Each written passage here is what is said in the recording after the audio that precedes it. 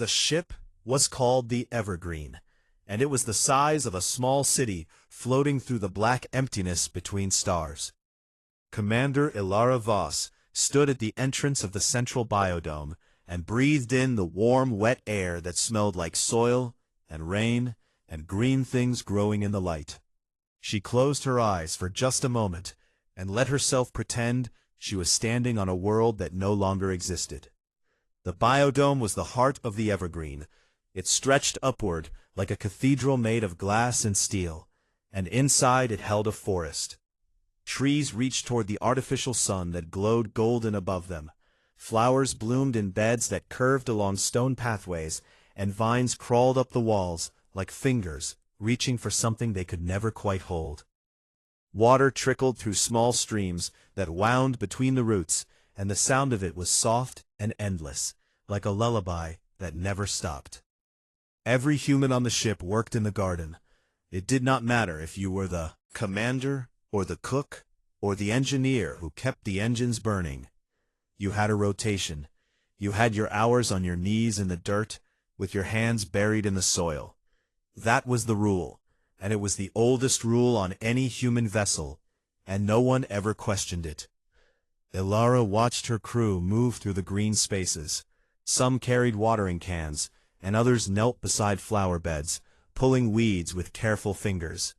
A young woman was singing softly to a row of tomato plants, and an old man with white hair was talking to a fern, as if it were an old friend, telling it about his morning and asking if it had enough light.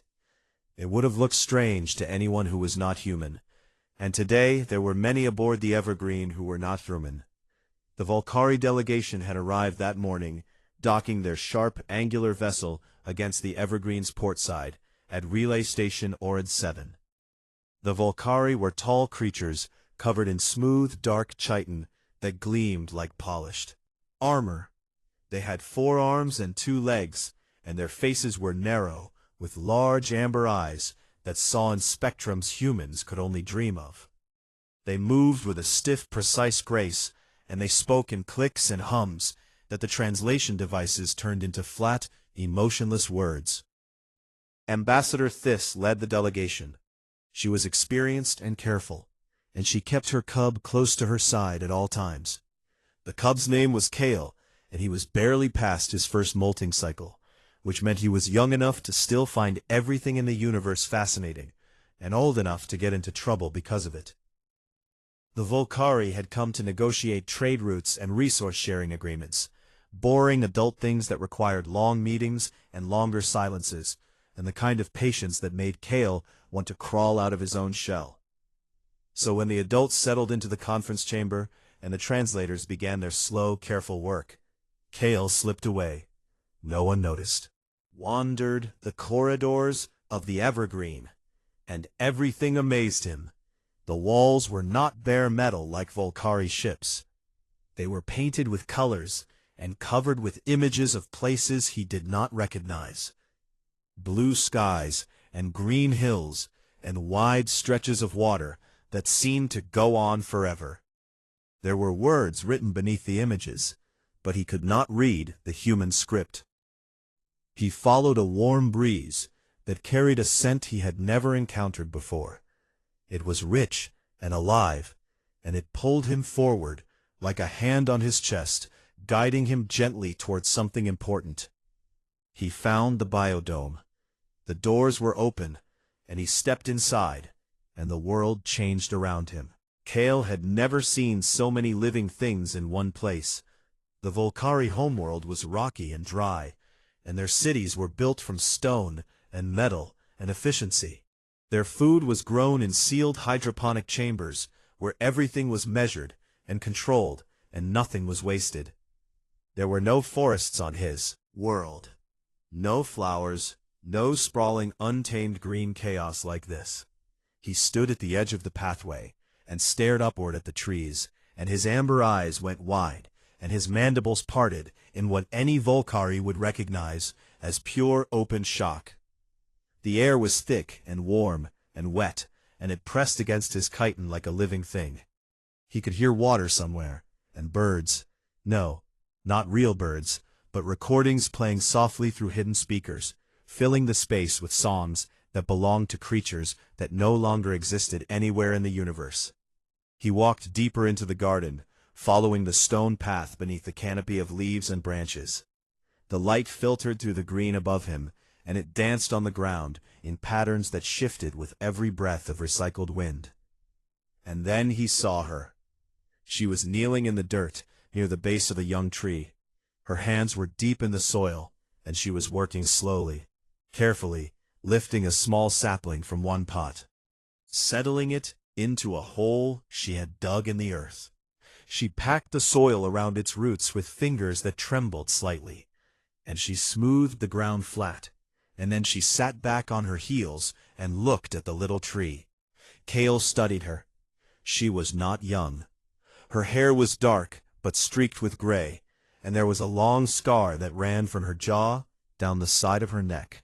Her left arm was not flesh, but metal and carbon fiber, a cybernetic replacement that hummed faintly when she moved it. She wore the same simple jumpsuit as the other humans, but hers had patches on the shoulders that Kale thought might mean she was a soldier or an engineer, or both. She was crying. The tears ran down her face and dripped from her chin into the freshly turned soil, and she made no move to wipe them away. She just sat there, looking at the sapling, with an expression that Kale had no word for in his own language. It was not sadness exactly. It was something deeper, something that lived in the past. Bones. Kale had been taught that approaching strangers was rude, and that showing emotion in public was shameful, and that asking personal questions was the highest form of disrespect among the Volcari. He walked up to her anyway. She heard him coming and looked up, and for a moment they just stared at each other. The alien cub with his gleaming chitin and wide amber eyes, and the scarred human woman with dirt on her knees and tears on her face. Kale opened his mandibles and spoke in broken galactic common, the words clicking and stumbling as his translation device tried to keep up. "Why do you care for the plants?" The woman looked at him for a long time, and something shifted in her expression. The grief did not leave her face, but something else arrived beside it, something warm and tired and ancient. She reached out and touched the thin trunk of the sapling with her metal fingers, as gently as if it were made of glass. "Have lost," she said. Kale did not understand. He tilted his head the way young Volcari do when the world has presented them with something their minds cannot yet hold. The woman's name was Sergeant Marin Dahl, and she looked at the alien child sitting beside her in the garden of a dead world carried across the stars, and she said, "Sit down, little one. Let me tell you a story." And Kale sat down in the dirt beside her, and the garden breathed around them, and somewhere in the green, a recording of a bird that no longer existed sang a song it would never forget. Marin looked at the sapling she had just planted, and then she looked at Kale, and she began to speak in a voice that was quiet and steady, like someone who had told this story before, but never without it costing her something. There was a world, she said, a blue world, a world covered in water and green land and white clouds that drifted across the sky like slow dreams. It was not the biggest world, or the strongest, or the most important in the galaxy, but it was theirs, and they called it Earth. Kale had heard the name before. Every species in the galaxy had heard the name Earth. It was spoken in trade halls and war councils and history lectures, and it was always spoken with a strange weight, as if the word itself carried something heavy inside it. Marin told him what it was like. She told him about oceans so wide you could sail for weeks and never see land. She told him about forests so thick the sunlight had to fight its way down to the ground. She told him about deserts that burned gold in the day and froze silver at night, and mountains so tall they scraped the belly of the sky. She told him about rain, and what it felt like to stand in it with your face turned up and your eyes closed, and just let the water fall on you, for no reason at all, except that it felt like being alive. Kale listened, and he did not interrupt, because even though he did not fully understand these things, He could hear in her voice that they mattered more than anything she had ever said. Then Marin told him about the day everything changed. In the year 2291 by the human calendar, the astronomers saw it coming.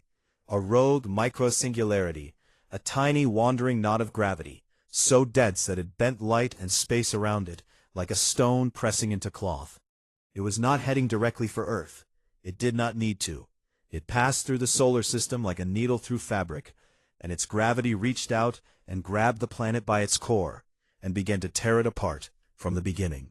Inside, the ground cracked, Marin said. The oceans shifted, and the sky turned red with dust and ash, and the whole world started to shake like it was trying to scream. Humanity had 9 months of warning.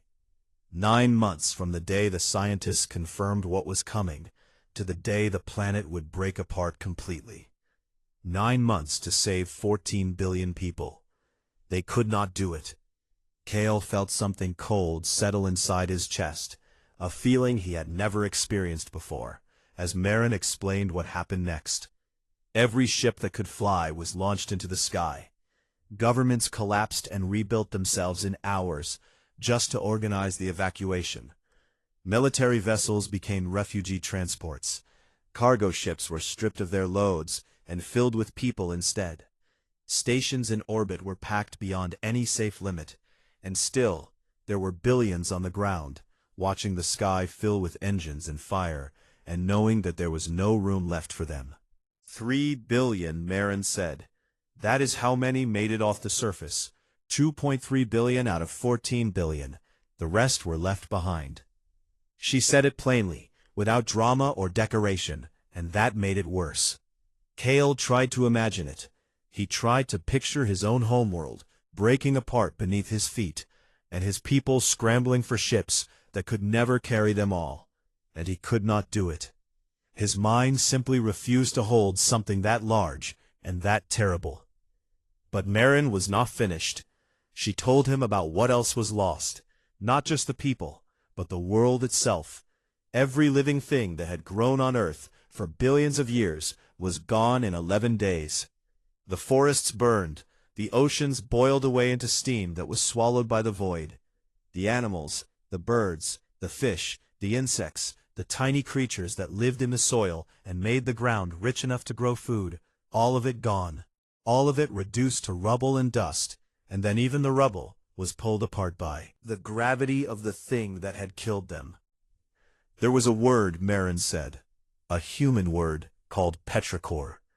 It meant the smell of rain falling on dry earth. That smell exists nowhere in the universe now. It is just a word in a dictionary that describes something no living person will ever experience again. A human crew member walking past them stopped when he heard that. He was a young man carrying a bag of fertilizer, and he stood very still for a moment, with his eyes closed, and then he kept walking and said nothing. Kale looked around the biodome, and he began to understand something that he had not understood before. These plants were not decoration. They were not food production.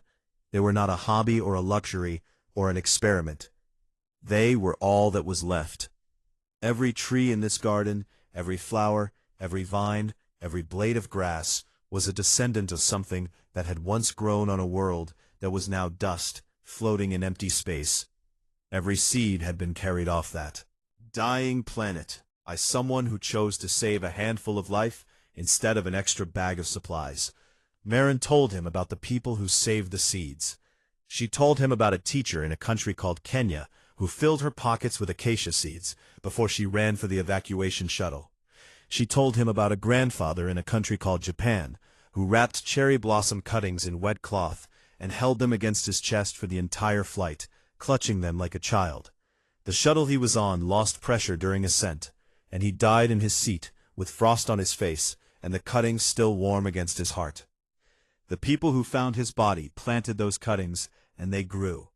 Marin's voice did not break when she told this part, but her hands tightened in the soil, and Kale saw the metal fingers of her cybernetic arm press deep into the earth, as if she were holding on to the ground itself.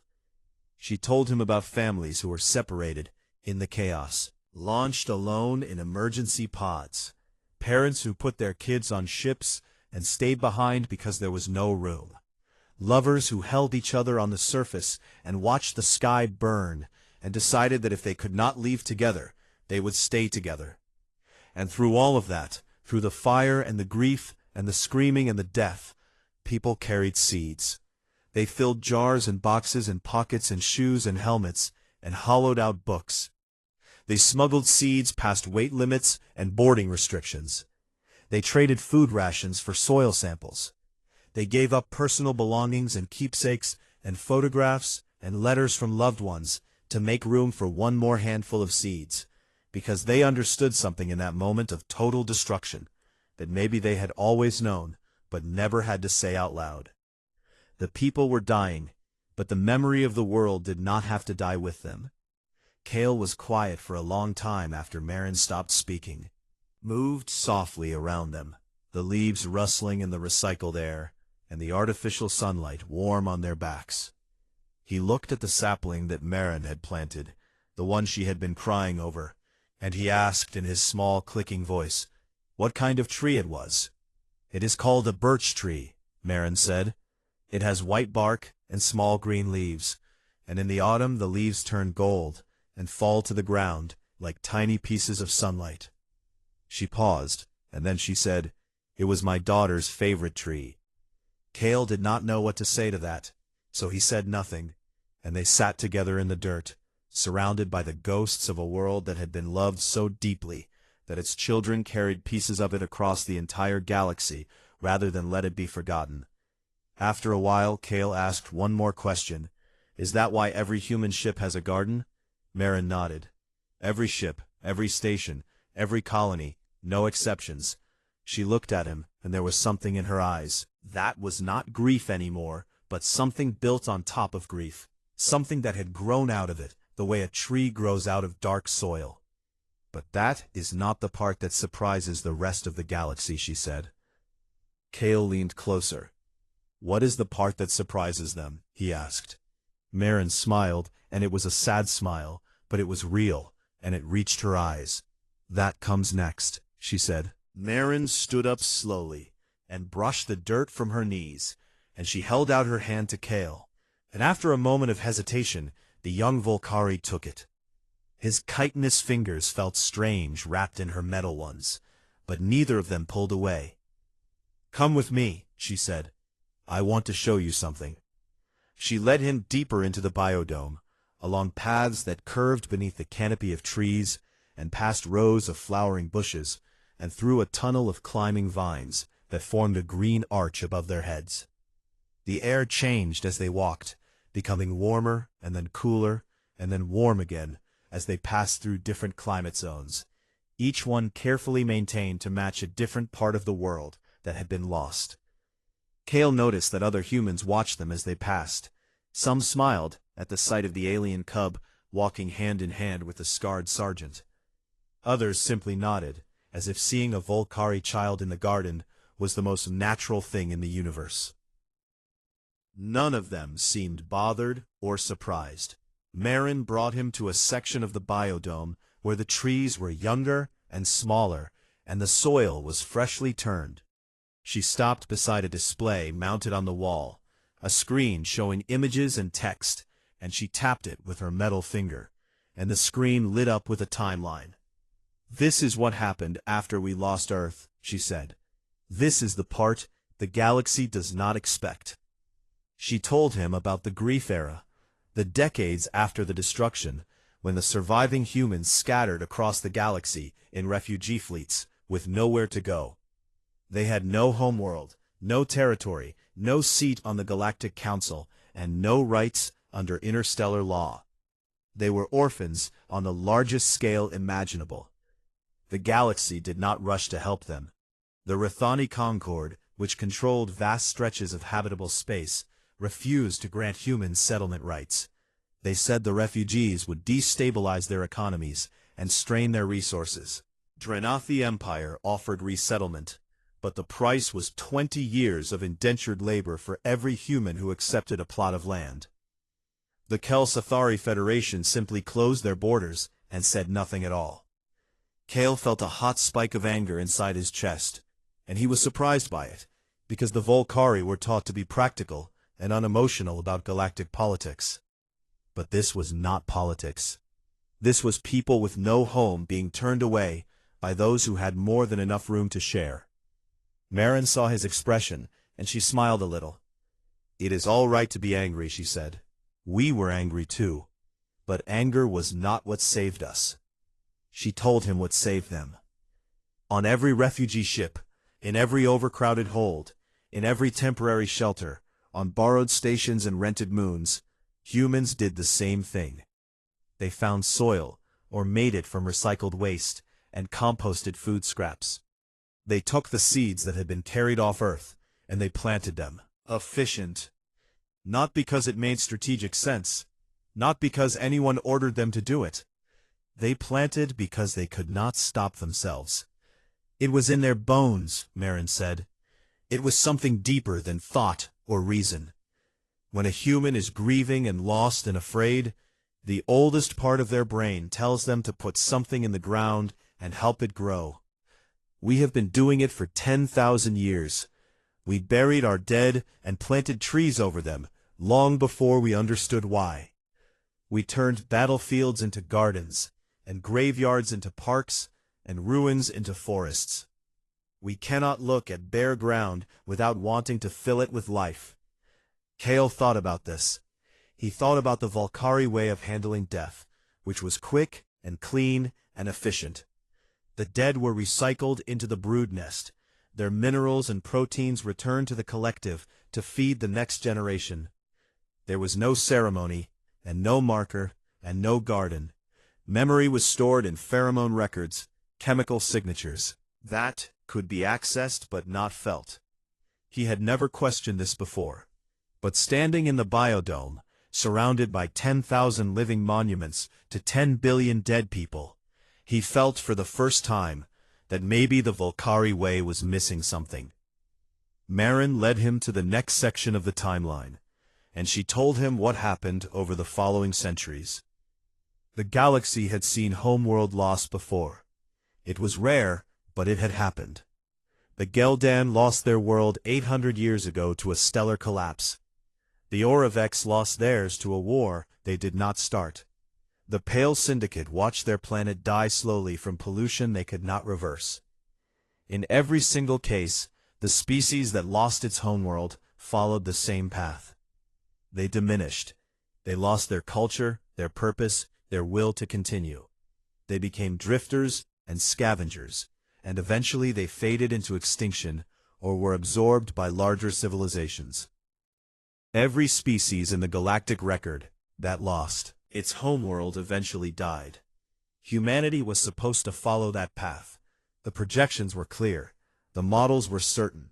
The Galactic Sociological Institute published a paper in 2305 predicting that humans would be functionally extinct within 300 years.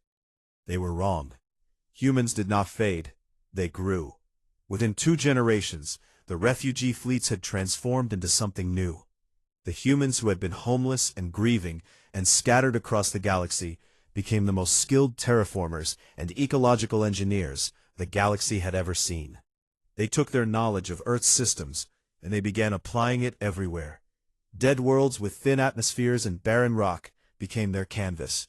Humans would arrive with their ships full of soil and seeds and microbes, and they would begin the slow, patient work of making things grow where nothing had grown before.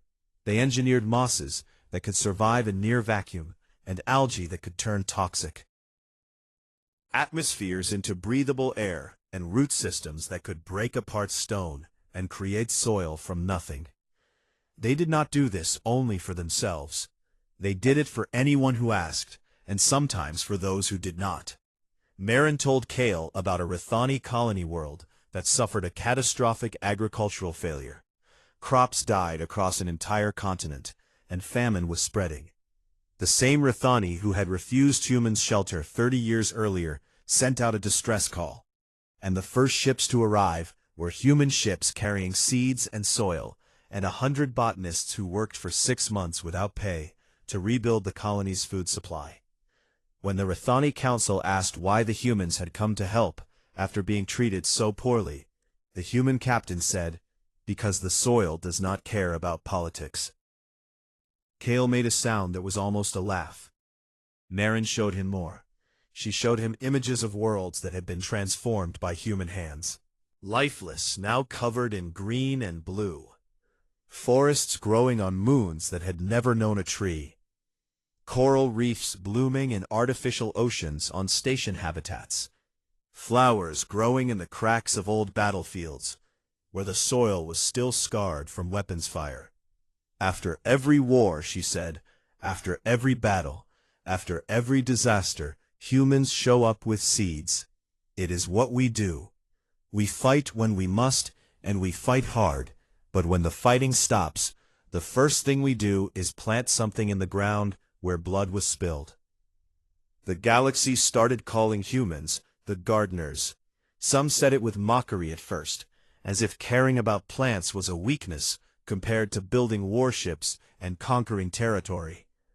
But over time the name changed. The mockery faded, and what replaced it was something that sounded almost like awe. A crew member approached them as they walked. She was a young woman with dark skin and careful hands, and she was holding a small pot containing a single flower with white petals and a yellow center. She knelt beside a bed of soil and began to transfer the flower with the same gentleness a mother might use to set down a sleeping child. Kale watched her, and then he asked what the flower was called. "It is called a daisy," Marin said. "It once grew in meadows and fields across several continents on Earth. This particular variety was saved by a woman named Amara Osei, who carried the seeds in a locket around her neck during the evacuation. She did not survive the journey, but the locket was found, and the seeds were planted." She paused, and then she said, "Every plant in this garden has a name and a story. Every single one. We know who saved them, and where they came from, and what they meant to the person who carried them. We do not forget any of it."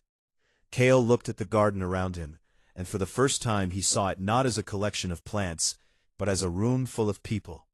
A room full of ghosts, who had been given green bodies and roots instead of legs, leaves instead of hands, and who stood quietly in the light and breathed out the air that kept the living alive. The dead were keeping the living alive. He was still thinking about this when a sharp, familiar voice cut through the garden air. Kale, Ambassador Thys, stood at the entrance of the biodome, and even from a distance, Kale could see the tension in her body. Her antennae were flat against her head, which meant she was displeased, and her forearms were folded tight across her chest, which meant she was about to express that displeasure clearly. She walked toward them, and the biodome seemed to shrink around her, as if the plants themselves were leaning away from her stiff, angular presence. She stopped in front of Marin, and looked down at her with those large amber eyes, and said, "You have taken my cub without permission." Marin met her gaze and did not flinch. "He came to me," she said.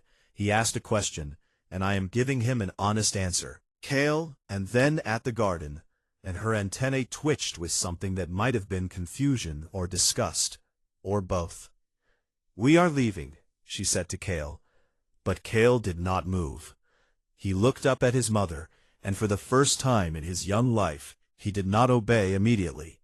"I want to hear the rest," he said, and the garden was very quiet around them. Thys did not like the garden. The smell was the first thing that bothered her. The Volcari process scent differently than humans, and the thick, wet air of the biodome was overwhelming to her senses. It pressed against her antenna like noise, like a crowd of voices all shouting at once, in languages she could not understand. The greens and browns, and the sweet rotting smell of compost, and the sharp, clean scent of broken leaves, all of it was chaos to her ordered mind. But it was not the smell that truly bothered her. It was the waste. Thys looked at the biodome and saw resources being poured into something that produced no measurable strategic advantage. Water that could be recycled more efficiently was being fed to flowers that served no nutritional purpose. Energy that could power weapon systems or shield generators was being spent on artificial sunlight for trees that would never be harvested for timber. Space that could hold cargo or additional crew quarters was being occupied by decorative vegetation. And that was what really bothered her most. Was given over to dirt and roots and crawling green things that did nothing but sit there and grow. She could not understand it, and what Thys could not understand, she did not trust. Kale refused to leave the garden, and this was a problem, because Volcari cubs did not refuse their elders. It was not done. It was not acceptable, and under normal circumstances, Thys would have simply picked him up and carried him out. But they were guests on a human ship, and diplomacy required restraint, so instead she stayed. Marin offered her a seat on one of the stone benches near the birch grove, and Thys sat down stiffly, with her forearms pressed tight against her sides, as if she were trying to take up as little space as possible. Kale sat on the ground between them, and the three of them formed an unlikely triangle in the middle of the garden. "You are teaching my cub your customs," Thys said, and it was not a question. Marin shook her head. "Anything, I am answering his question. There is a difference."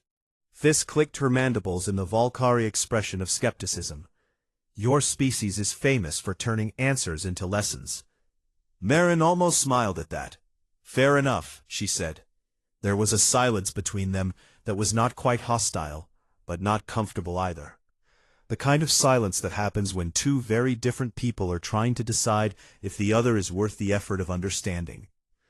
Thys broke it first. "I have read the reports on your species," she said. "I know what happened to your world. I know about the evacuation, and the refugee era, and the gardens." She gestured at the biodome with one arm. "I know that every human vessel carries one of these." She paused, and then she said, "What I do not understand is why." Marin looked at her. "Why what? Why this?" Thys said, and her voice carried genuine confusion, not cruelty. "Your world is gone. Your dead are gone. Nothing you grow here will bring it back. Them back. Nothing you plant will undo what happened. You pour resources and labor and emotional energy into maintaining a living monument to something that is over." She leaned forward, and her amber eyes were steady and serious. Among the Volcari, when something is lost, it is accepted. The dead are returned to the brood nest, and their matter feeds the next generation. Memory is preserved in chemical records, not in rituals. We do not build shrines to what we cannot change. We look forward, not backward. She straightened. "This is not weakness. It is efficiency. It is survival. Your gardens are beautiful, I will grant you that, but they are also a chain. You have tied yourselves to your grief, and you drag it behind you wherever you go." The garden was very quiet after she spoke. Even the artificial birdsong seemed to pause, as if the recordings themselves were holding their breath. Kale looked at Marin with his wide amber eyes waiting. Marin stood up. She did not argue, did not raise her voice. She simply said, "Follow me." She led them through the birch grove, deeper than Kale had been before, to a place where the trees grew in a circle around a low stone wall. The wall was about waist height on a human, and it curved in a wide arc, and every inch of its surface was covered in carved letters. Names. Thousands of names cut into the stone in neat rows that stretched from one end of the wall to the other. Some were large, and some were small, and some had dates beside them, and some had tiny symbols that Kale did not recognize. Flowers, and stars, and animals, and shapes that must have meant something to someone once. Marin walked along the wall, and her metal fingers trailed across the names as she passed them, and then she stopped. She pressed her hand flat against the stone, over two words, carved in letters slightly smaller than the rest. Lena Dahl, age 4. The garden was so quiet that Kale could hear Marin breathing. Daughter Marin said she loved birch trees. She loved the way the white bark peeled and how the leaves turned gold in autumn. She used to collect the leaves and press them in books. and she had a whole shelf of books filled with nothing but golden birch leaves. She did not look at this. She kept her eyes on the name. When the evacuation came, I was stationed at a military launch site in the Northern Territories. My family was assigned to Shuttle 7. I was supposed to be on it with them, but there was a woman at the gate holding a baby, and the shuttle was at capacity, and the launch window was closing. Marin paused. I gave her my seat. I told my wife to take Lena and go, and I would catch the next shuttle. There was no next shuttle. The launch site was overrun 12 hours later. The remaining shuttles were destroyed in the ground tremors. Shuttle 7 made it to orbit, but the ship that was supposed to receive it had already jumped to faster than light speed, because the Singularity's gravity was accelerating ahead of the projections. Shuttle 7 drifted for 9 days before a rescue vessel found it. The life support had failed on day 6. My wife's name was Sarah. She kept Lena warm by wrapping her in every piece of clothing on the shuttle. She gave Lena her own oxygen feed. When the rescue ship opened the shuttle door, they found Sarah frozen in her seat, with Lena in her arms. Sarah was dead. Lena was alive. Marin closed her eyes. Lena survived for 3 more weeks in the refugee camp before a fever took her. The medical supplies had run out 2 days before she got sick. She was 4 years old, and she died asking for her mother on a station that smelled like metal and recycling fluid, and nothing at all like birch trees. The sound that came from Kale was involuntary, a high, thin keen that the Valkyrie made only in moments of extreme distress, a sound that young cubs were taught to suppress as soon as they were old enough to understand. Shame. He was weeping. Fluid ran from beneath his amber eyes and dripped down his chitin, and he could not stop it. Fists moved toward him instinctively, reaching out to quiet him, to correct him, because Valkyrie did not weep in front of strangers. It was not done. It was shameful and wrong.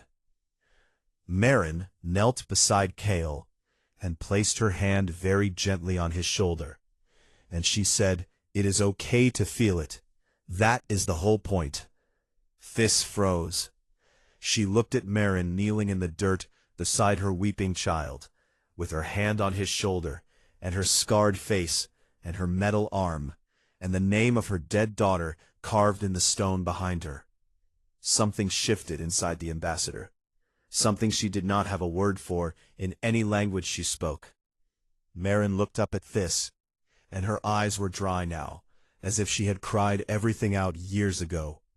And what was left was something harder and stronger and more enduring than tears.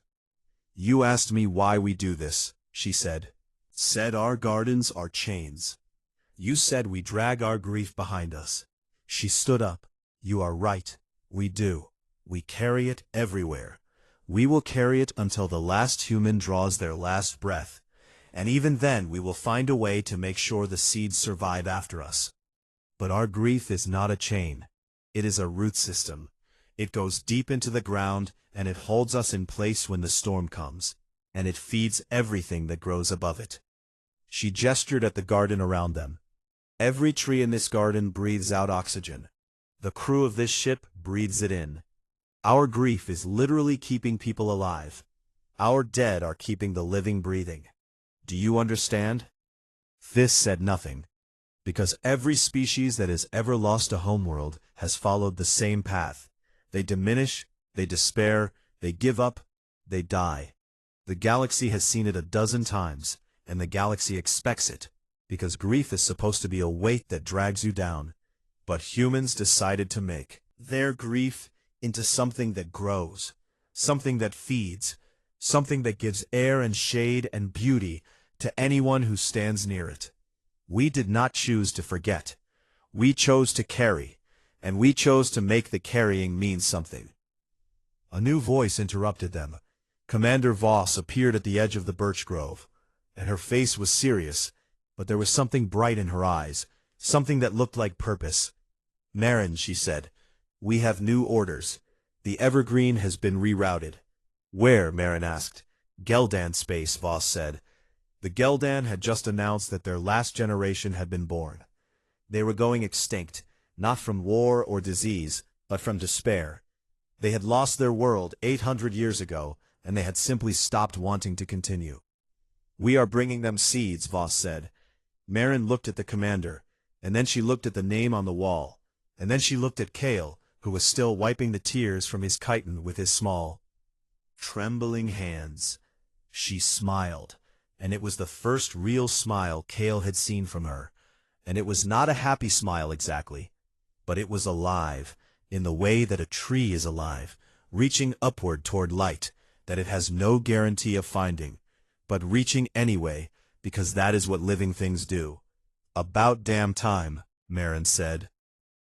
The Evergreen arrived in Geldan space on a Tuesday, by the human calendar, though the Geldan had no word for Tuesday, and no use for calendars anymore, because when a species has decided it is finished, the marking of days becomes an act without meaning. The Geldan stations hung in orbit around a pale dead star that had once been warm and golden, before it collapsed and took their world with it. The stations were old and gray, and built for function and nothing else. There were no colors on the walls, and no art, and no music playing through the corridors, and the air inside tasted like recycled metal and quiet surrender. The Geldan themselves were tall and thin, with skin like blue-gray paper stretched over narrow bones. Their eyes were large and dark, and very tired, and they moved through their stations like shadows, drifting from one empty room to the next. They ate because their bodies required it, and they slept because their biology demanded it.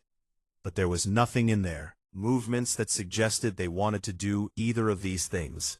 They had been dying for 800 years, not from disease or violence, or any cause that a doctor could name. They were dying from the inside out, from a hollowness that had settled into their bones the day their world cracked apart, and that had never left. They had simply stopped seeing a reason to continue, and generation by generation their numbers fell, and their stations grew quieter. And now the last children had been born, and when those children grew old and died, the Geldan would be nothing but a name in a history book that no one would read. The galaxy had accepted this. The reports called it inevitable and natural, and a tragic but predictable outcome of homeworld loss, as if losing everything you ever loved was a math problem with only one answer. Humans did not accept math problems with only one answer. The Evergreen docked at the largest Geldan station, and the airlocks opened, and the blue triggering exercise. Geldan on the other side stared at what came through. Humans carrying soil, bags and bags of it, rich dark earth that smelled like life and rot and possibility. They carried it in their arms and on their backs, and in carts that they pushed through the gray corridors, leaving trails of brown dirt on the clean metal floors.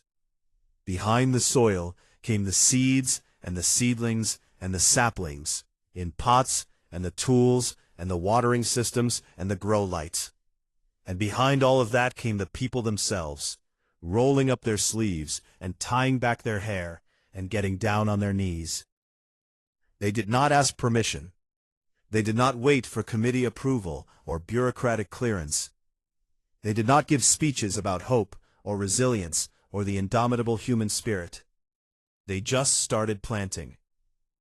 The Geldan watched with their tired dark eyes, and most of them felt nothing at first, because feeling nothing had become their default state over the centuries. Were confused, and some were annoyed, and some simply turned away and went back to their empty rooms. But the humans kept planting. They tore up sections of metal flooring and replaced them with soil. They installed grow lights in corridors that had not seen anything but pale fluorescent glow for generations. They planted flowers in the common areas and vegetables in the kitchens, and trees in the wide open halls where the Geldan used to gather before they stopped gathering. Commander Voss coordinated the effort from the Evergreen, and Marin was on the ground every day working alongside the crew, her metal arm deep in the dirt, and her voice steady and calm as she directed the planting.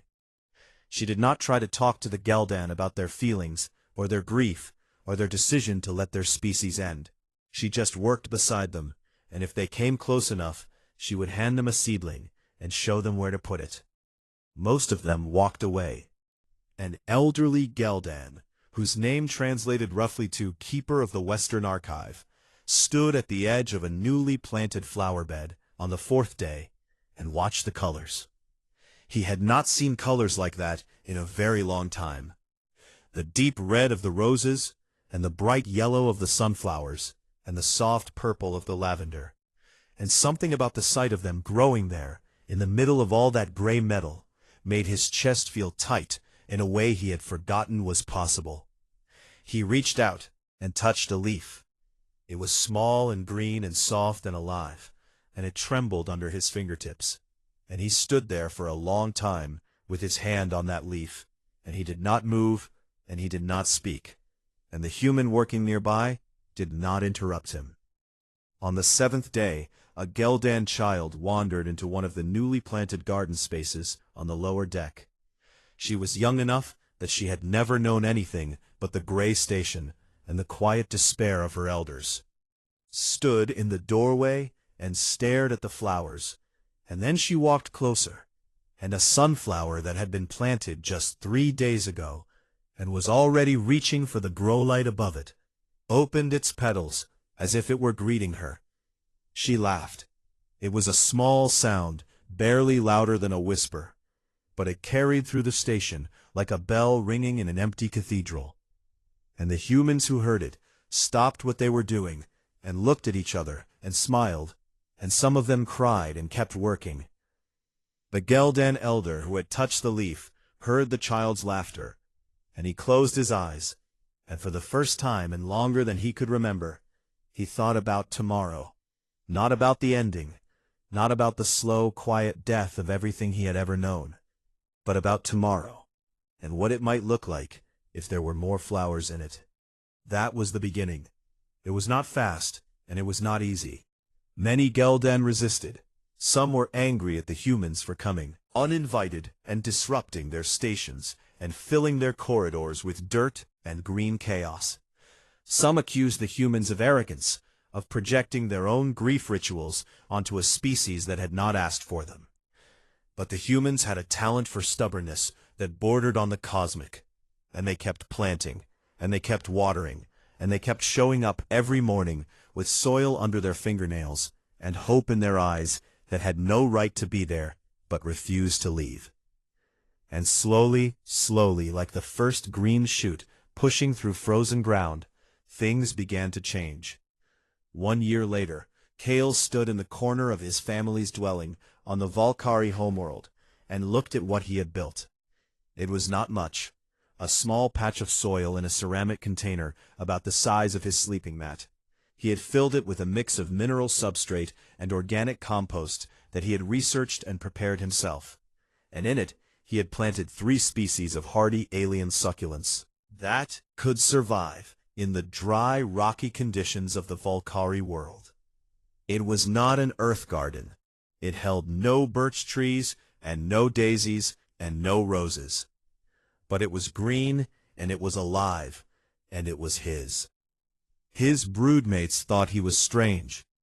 They clicked at him with amusement and concern, and they asked why he was wasting time on decorative vegetation, when he could be studying for his advancement exams. His elders were more direct. They told him that this behavior was unusual and potentially disruptive, and that if he wanted to pursue biological sciences, there were proper academic channels for that. Kale did not argue with them. He simply tended his garden every morning before his studies, and every evening before he slept. He watered the plants and checked the soil and watched for new growth. And when a small white flower appeared on one of the succulents, he felt something bloom inside his chest that matched it. Ambassador Thys watched him from the doorway. She had been watching him for weeks, and she had said nothing. She had not discouraged his garden, and she had not encouraged it either. She simply observed the way she observed everything, with careful analytical attention and a growing sense of something she could not classify. She thought about the evergreen often. She thought about the biodome and the smell of it, and the way it had overwhelmed her senses. She thought about Marin kneeling in the dirt, with her metal hand on the name carved in stone, and the tears on her face, and the strength underneath the tears. She thought about what Marin had said about grief being a root system, and she turned the idea over in her mind, the way she might examine a strange artifact from an unknown civilization, looking for the mechanism that made it work. She had received reports about the Geldan. 3 of their stations now had functioning gardens, and for the first time in 200 years, the Geldan birth rate had risen. Barely statistically significant, but it was there, and it was real. And the Galactic Sociological Institute had no model that could explain it. The Rithani Concord had quietly requested human botanical advisors for their own stations, not because they were dying, but because they had seen what the gardens did for the Geldan, and they wanted to understand it. The Kelsathari had opened their borders to human terraforming teams for the first time in history. Even the Drenathi Empire had begun planting decorative vegetation in their military installations, though they insisted it was for air quality purposes and had nothing to do with sentiment. Something was spreading across the galaxy. Something green and quiet and stubborn. Something that grew in the cracks between species and cultures and philosophies, and pushed them gently apart to make room for light. Thys watched her cub tend his small garden, and she remembered the sound he had made in the biodome when Marin told him about Lena, that high, thin keen of Valkyrie grief that he was supposed to have been too old to make, and too disciplined to allow. She had almost stopped him. She had almost reached out and silenced him, the way any proper Valkyrie parent would have done. But Marin had gotten there first, and she had said, "It is okay to feel it." And Thys had frozen, and in that frozen moment something had cracked inside her. Something she was still trying to understand. She stepped into the room, and she stood beside Kale, and she looked at his garden. "It is growing well," she said. Kale looked up at her, and his amber eyes were bright, and he said nothing, but his antenna lifted in the Valkyrie expression of happiness and gratitude and belonging. Thys reached out and touched one of the small green leaves, and it was soft against her chitin, and she held it there for a moment longer than was necessary. Later that evening, Kale was watering his plants when he heard a sound behind him, turned, and saw one of his younger broodmates standing in the doorway. A small cub, barely past the first molt, with wide, curious eyes, and antennae that twitched with the restless energy of someone who has found something they do not understand, but cannot look away from. The young cub tilted his head and watched the water drip from the leaves, and he said, "Why do you care for the plants?" Kale set down his watering vessel, and he looked at the cub, and he thought about Marin, and the birch trees, and the wall of names, and the seeds carried across the stars, in pockets and lockets and trembling hands. He thought about a blue world that he would never see, and a people who lost everything and chose to grow. He thought about a little girl named Lena, who loved golden leaves, and a mother who planted a tree for her on every ship she ever served on. And he thought about the Geldan child who laughed at a sunflower, and the old elder who touched a leaf, and remembered what tomorrow felt. Like he smiled, and it was a gesture he had learned from the humans. And it felt strange on his mandibles, but it felt right. "Sit down," he said. "Let me tell you a story." And the young cub sat down beside him in the dirt, near the small garden, in the corner of a dwelling, on a rocky, dry world, very far from the place where birch trees once turned gold in autumn. And Kale began to speak. And somewhere across the galaxy, on a station that used to be gray and silent, a Geldan child pressed her face into the petals of a flower that had no business growing there, and breathed in deep. And on the evergreen Marin knelt beside the 9th birch tree, she had planted for a daughter she would carry in her chest, until the stars themselves went dark, and she pressed her hand into the soil, and whispered a name. And the garden grew, and the garden grew,